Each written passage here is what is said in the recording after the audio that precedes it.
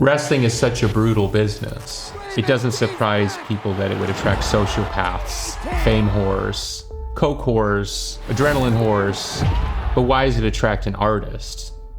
He took this character in that era of grunge music, teen angst, and he brought that to the forefront of professional wrestling. It felt like a radical movement in something that had really changed for 70 or 80 years. ECW and Raven were the birth of the Attitude Era. Dude, Vince was definitely stealing shit from us. I felt a bit ripped off. Toughest parts about being in a relationship with him are worrying if he's gonna wake up every morning. Because of my knee surgery, I'll be 59 when I restart wrestling again. Brain damage, sure, I got plenty of that. Too many chair shots.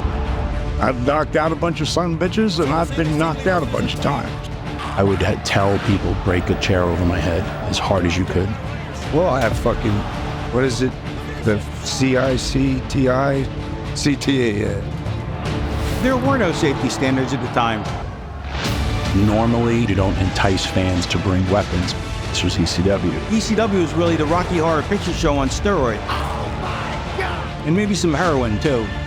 If you landed on someone in the crowd, kicked him in the face, set him on fire, they weren't going to sue you. The ECW locker room was like no locker room I've ever been in. It was like a party.